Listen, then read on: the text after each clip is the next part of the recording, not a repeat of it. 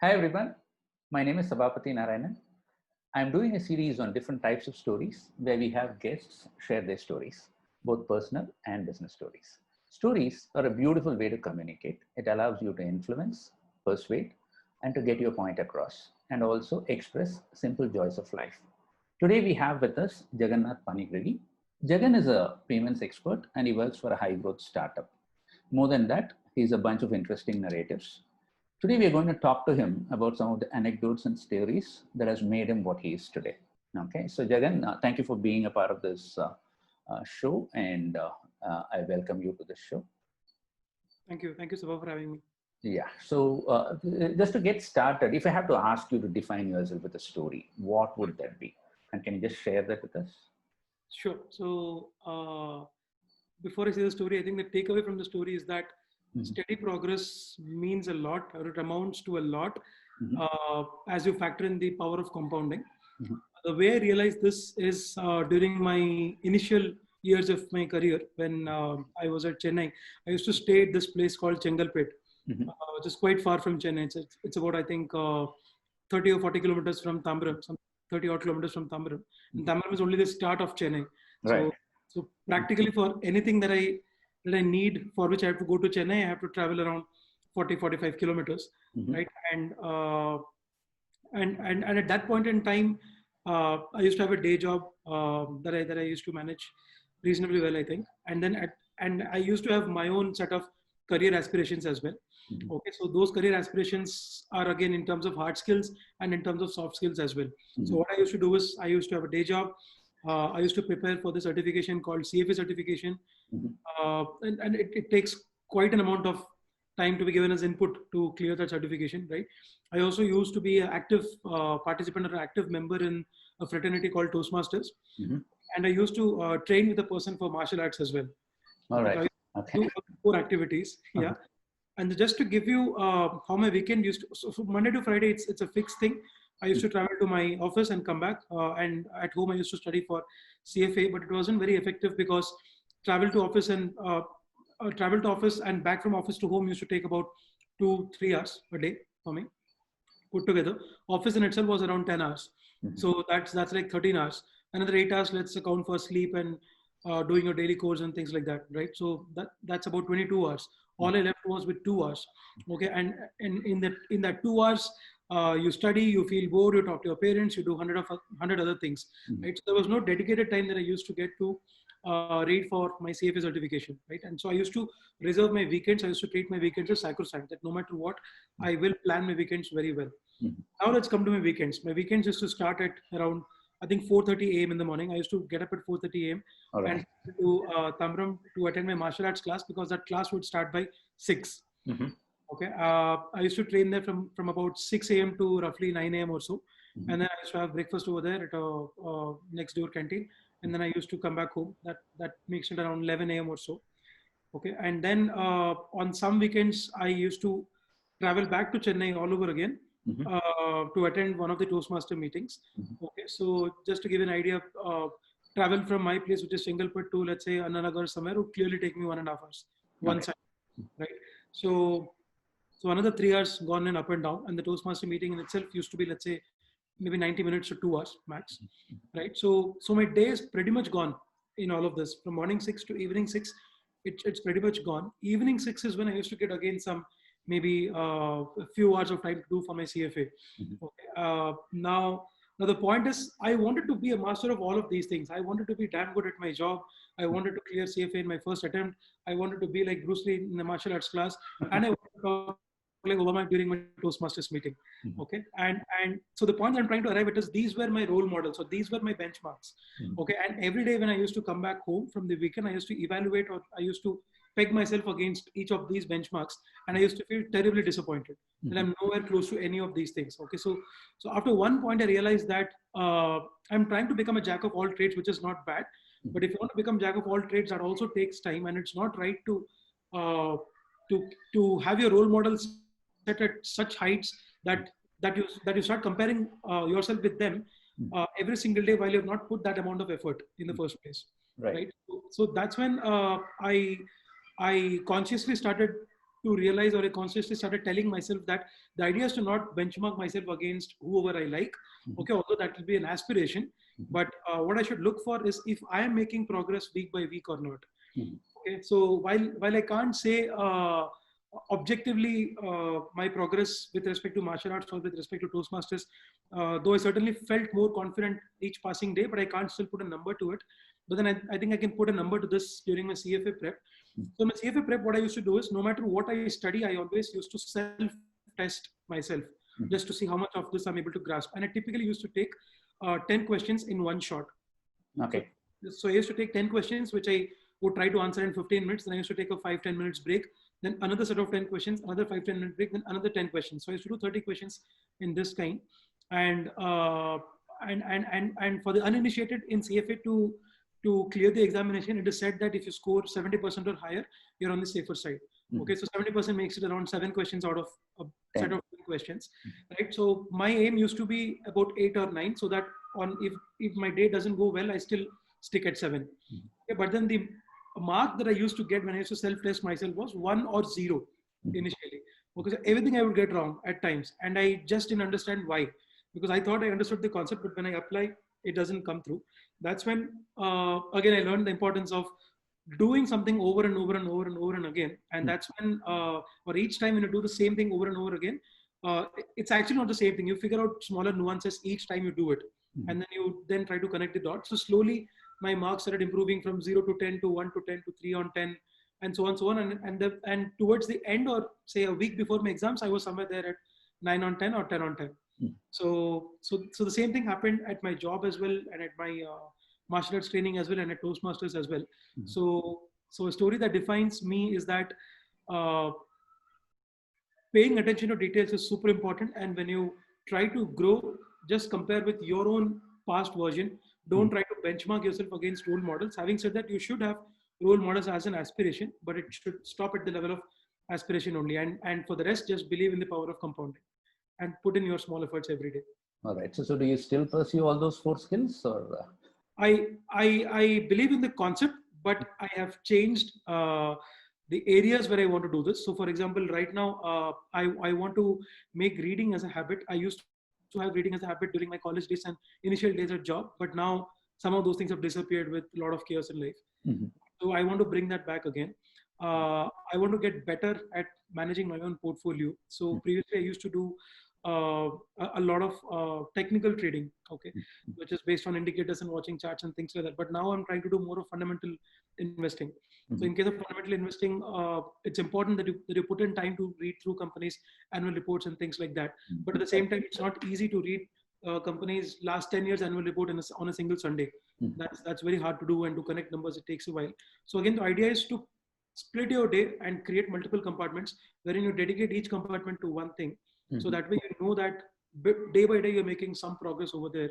And although it not be visible on a day-to-day basis, but 6 months from today, when you reflect back on your life, I'm sure that you will be seeing some delta. All right, that's pretty interesting. So let's all get to that delta. All right, so yeah, so I also believe and I understand that you had a stint with ISB for your management program. So okay, and that's when you decided to move from a corporate environment into a startup environment. Can you just take us through that journey? Sure. So what led for me to consider ISB was 2 things. Firstly, I certainly wanted to fast track in my career wherein I could take decisions. Until then, I was doing execution. Okay, so I would get a set of 10 tasks, and I was asked to execute those 10 tasks, and I would be evaluated basis how well I executed those 10 tasks. Was the quality okay or not? Was it delivered within time or not? Were there any escalations or not, and things like that. So while that was fun to do in the initial, say, 4 to 5 years, but at the end of 5th year or so, I felt that there needs to be a role, or I need to move to a role wherein I can start making those decisions as well, and because that's where your growth as an individual lies, is what I feel. Or that's more intellectually stimulating than executing once you know what is to be executed. Okay, so I thought that MBA is a good route to do that. I'm not advocating for the same that this is the best route, but that's what I thought at that point in time. So that was my reason number 1. My reason number 2 for doing an MBA was was the nature of work which I was doing before my MBA was to ship products, software products, essentially, right? And initially, my job was to engineer or write code for those software products, right? As I grew up with the organization, responsibility started becoming more, but it was still limited on certain aspects, such as I got the opportunity to demonstrate a product to a client. Thereby, I could understand what their business is and what should I be pitching to them. So I could appreciate a few things, such as they talk in business language, but in my head, I need to process that business language into product requirements and show them how the product fitment will happen to them and how that can add value to whatever they're trying to achieve, right? But at the same time, there were a few other things where I had no influence at all, such as for the existing product, given that if there's a 80% product and if 20% of things are to be customized, now how do you price this whole proposition, right? So this is something that I did not have access to, or I did not know how this gets done. Similarly, there was another experience where my job was to work on a new product altogether, right? And then once the product was done, there was a brainstorming session as to what we should call this product as and what should be the logo of this product. Okay, so that's when I realized that logos and the color schemes and the name, they're not random things. They actually convey stories, such as if you look at the Hyundai cars or Hyundai logo, it has an italic edge, right? But apparently, if you look closer, it's not an italic edge. Okay, it's two individuals shaking hands. All right, I didn't know this. So the guy, when you look at the edge symbol, the guy on your left, is supposed to be the salesman or some representative from Hyundai side. Okay, and the guy on the right hand side is supposed to be the customer. And that shaken essentially amplifies the message of Hyundai that we give you a quality product and we wish you best with that product. That's the kind of story that they want to narrate, right? Similarly, if you look at Google, they have a lot of colors. They have about, I don't know the number of colors, but they have maybe 10, 15 colors that they have in their logo, right? Apparently, those colors are supposed to signify that that it is that Google considers or Google wants to offer its products for people all around the world. So it's an inclusive product from that, irrespective of caste, creed, color, and things like that, right? So I actually realized these things when I got to the situation myself. Again, these are the things that I knew because I got some interest when I started reading things around these lines, but I never got a chance to influence the logo that would come up for my product or the name of the product that would be conceived for that given product. So these are some peripheral things around products when you work on products, but I did not have any visibility or any exposure to these things at all. So I thought that if I move to a slightly higher role, which is essentially a managerial role, then these are some things. I'm not sure how much influence I can exercise, but at least I have access to these things. Right. Okay. So these were my two basic motivations to pursue an MBA, to just fast track this period of my life so that I can reach to that stage, so that the next job that I get gives me these opportunities. Okay. So did the program meet all of your objectives, Jagan? Yeah. So I think okay, that's actually a very interesting question, because I thought that I would be learning these things from the classroom session that would happen in a B school. But I was gravely mistaken. The classroom sessions are okay. I'm not saying that they don't add any value at all. In fact, in case of ISB, what happens is you have only a 1-year course, right? And the number of contact hours also is significantly less compared to an IIM. I think in an IIM, the number of contact hours you have is somewhere in the order of 900 hours. Okay. Then the number of contact hours you have in ISB is in the order of, I think, 500 to 600 hours. That's what they have. And just to give you a schedule of ISB, we have classes only from Monday to Thursday. So our weekend is Friday, Saturday, and Sunday. Okay, and even on these days, Monday to Thursday, we used to have classes only for 4 hours a day.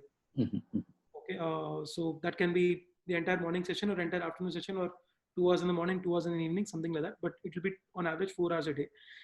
So 4 hours a day, 4 days a week, and given that you are not even there for the entire 12 months, so like for say 11 months or so, it's not a lot of time, right? And therefore the courses are very fast paced.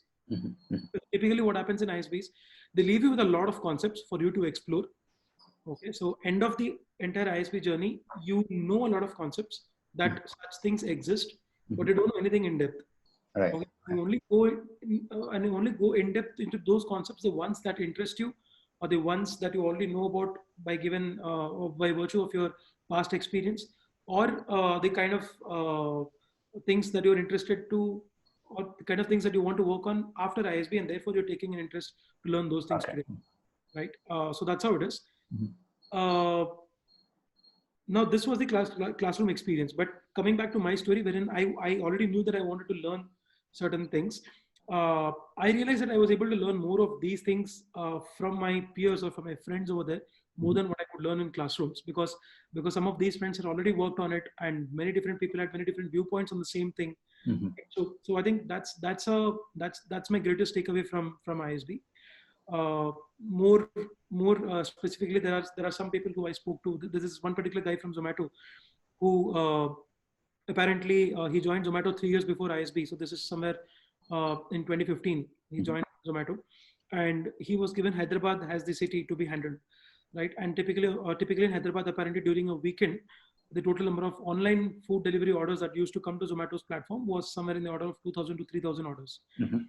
And then over a period of next 3.5 years, he did a lot of things, starting from operations to hiring delivery boys by getting them from neighboring villages, to training them, to looking at your metrics and dashboards in the back end to see what's working, what's not working, etc.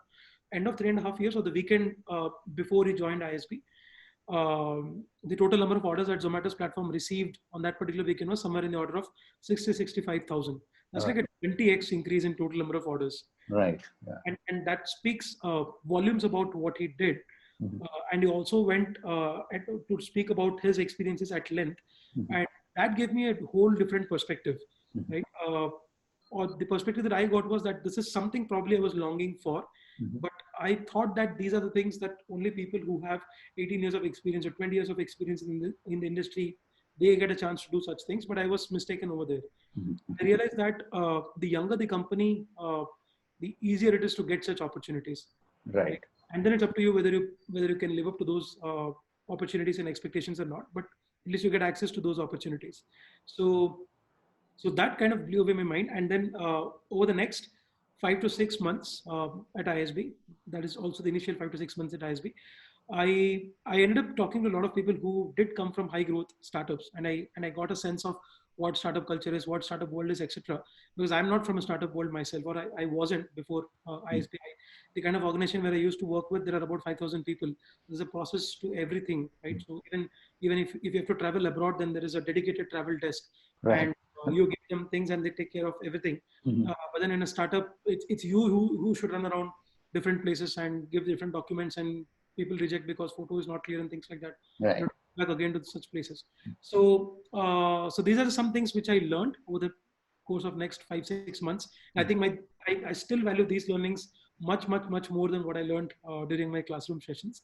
And they influenced me to such an extent that by the time the placement season came, I think I was fairly clear that I would like to go for an organization where the number of employees are less than 1,000, even probably maybe less than 500. And since I came from a fintech domain or a banking domain, in which ways I wanted to continue in that, because I thought my strength lies in that domain.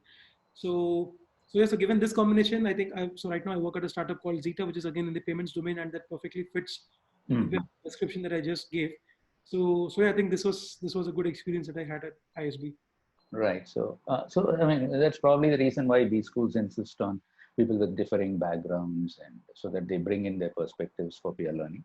Okay. Yes. So that's a case with most professional institutions, I believe. So I think ISB has done a great job in finding the right set of peers for you to learn from, and also to contribute to the learning. So that's pretty interesting. So are there anything else that which you have tried, Jagan, in terms of starting up on your own or any such things?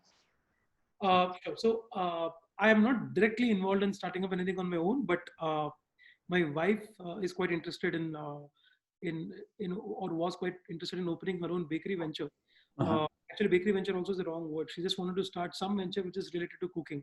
Okay. Right? She made a lot of pivots to reach till baking, and I kind of cleared off my responsibilities. I said that I would never be the front face for this, but I would support from behind as much as I can, because the skills that it requires for you to create those products, which is essentially cooking or baking or whatever it is, I didn't want to learn those skills. Okay. Skills that I have, such as analyzing numbers, if people are ordering, what kind of people are ordering, what's their spend behavior, right? And when are they ordering and things like that. So I was interested in analyzing such data or doing marketing on Facebook and Instagram and things like that. Basically number oriented tasks is what I want to take on myself, because I was drawn towards that. So with that understanding, we tried something about 3 years ago, but then we were not doing it with full swing. What we started off what we started off was with by selling juices initially in our society. The society was also fairly small, maybe about 150 flats were there in that society. Uh, and we did not have any idea as to what it takes to open a juice Okay. a juice stall or whatever you can call it, right? We didn't even have a stall. We used to operate from our own kitchen. So the first order that we got, or let's say that, let me put it in this way, I got some plastic glasses, which I knew that I'll have to put the juice in that and I'll have to give it back to them. Okay, but when we actually got an order, I figured out that you need a lot more than a plastic glass, such as you need a straw. You need an aluminum foil to cover it, because if you have to take from building A to building B, I can't just carry a glass and go till there, right? Because the packaging leaves an impression on the customer as to how mature or how professional you are. So those are some small learnings that we had. Then we pivoted from juice because we thought that it's too much of an investment, or it's too much of an effort from a time perspective, given the money that you're able to make. And this works well if you have plans of scaling up very, very quickly, and if you have additional manpower and things like that. But if you want to do something on your own and continue with that for a fairly foreseeable period of time, then juice is not something that would work well.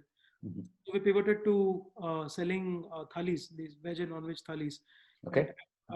Over there, what we realized was, again, effort is a lot, but we also realized that packaging is a lot more expensive. Okay, so let me give you an idea. If you order a thali from me, the least that I have to offer you is, say, rice and dal or sambar, whatever it is, and one curry and maybe some salad, right? And the most efficient packaging that I can do over here is that I pack rice in one aluminum foil container, right? I pack dal in another such aluminum container, and then I pack the curry and I put salad in a pouch, in a sealed pouch, and leave it in the curry or leave it on the rice, something like that, right? The packaging cost required for this whole thing is somewhere in the order of 40 rupees. Okay, in the order of 33 to 40 rupees. And the thali itself, we used to sell it at 90 rupees.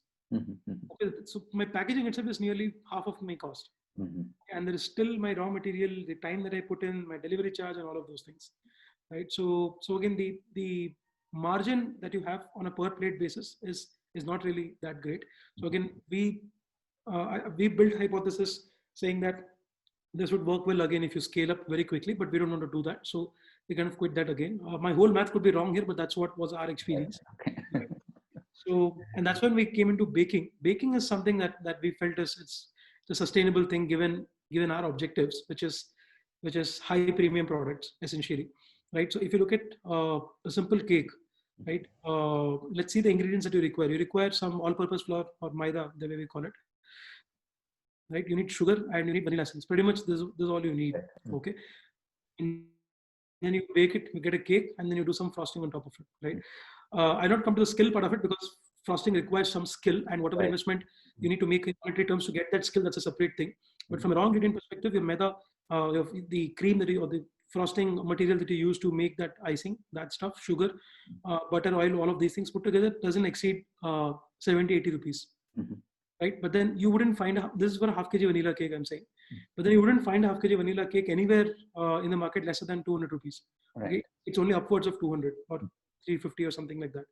Okay. And the more known the brand is, right, or more known the perception of the brand is, the more expensive it is. Right. So that's where it is. And we are still sticking to it today. And as you speak, we have put in some effort in terms of having our own website and getting our Instagram page up, and doing some WhatsApp marketing. And we realize that word of mouth also is a very, very important form of marketing. It's a free marketing and super effective marketing. It leaves a much higher recall value in minds of your prospects. So that's what my experience has been so far. Let's see how far this goes and where it takes. That's pretty interesting. A lot of pivots. So all of this within what time span, Jagan? The whole bakery thing is a story of last, I think, 8 months, I would say 7-8 months. Okay.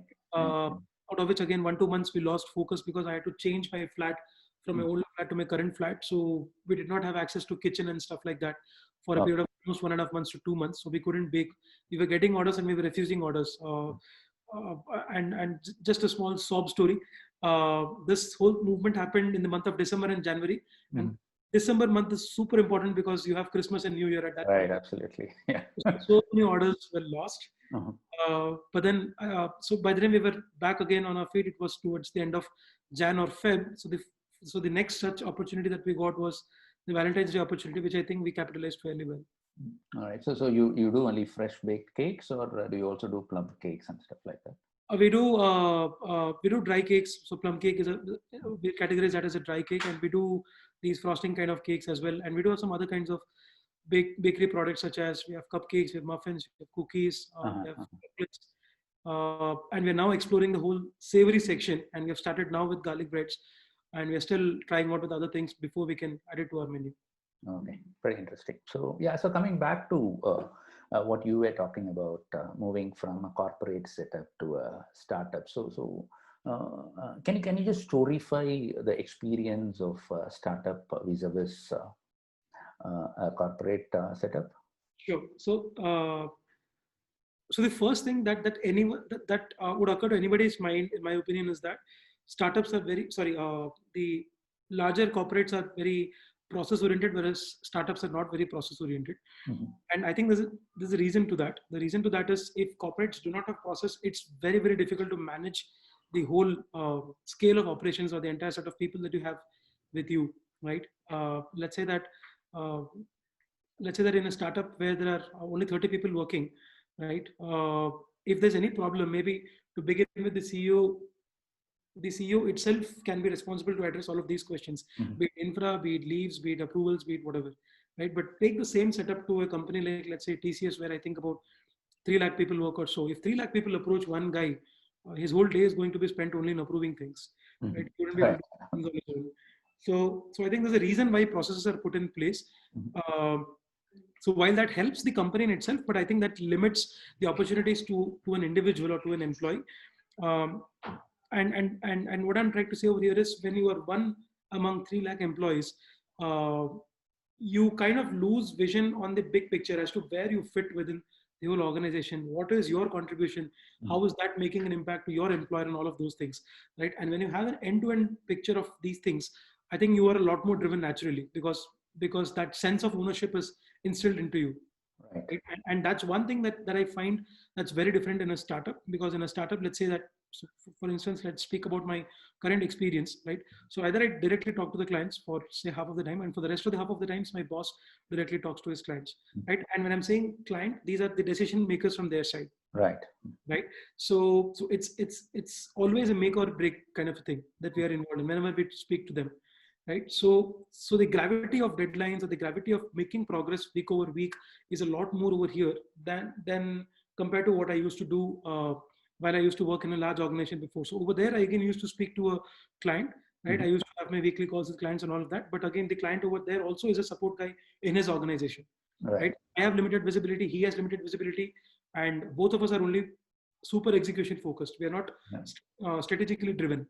Okay, but now when I speak to my clients, they first give me their yearly strategy roadmap, and then they give the requirements, and then they help us understand how these requirements fit into their strategy. They ask us for our opinion, and if we disagree, we try to reason out with them, we try to debate and fight, and that's a mutually enriching experience for both of us. So I think that's a very, very stark difference between an established company and a startup company, wherein sheerly in form of the nature of opportunities that you get in startup is a lot more engaging, and is a lot more fulfilling than what you would get in a larger setup. Yeah, it's pretty contextual also. It's pretty contextual also, I would say. Yeah. Right. It's contextual in terms of where you are in the corporate ladder and all of those things. Right. Certainly. Yeah, that's pretty interesting. So it was nice, very nice talking to you, Jagan. Is there anything else that you want to add? No, there's nothing in particular that I have in my mind. Right. Saban, we can edit this part off. So I don't have anything directly in my mind now. All right. So yeah, so there was a wonderful conversation. So it was a lot of learning, and it was quite a few things that which you have done in the last so many years. It was very, very interesting. I think our viewers would also find this extremely interesting. So thank you so much for being on the show, and all the best for all your ventures and your career as well, Jagan. And thank you, viewers, for watching this video. And I request all of you to subscribe to this channel. And after subscribing, also click on the bell icon so that you get notified whenever there's a new video that comes up. Thank you so much. Thank you, Jagan. Thank you, Siva.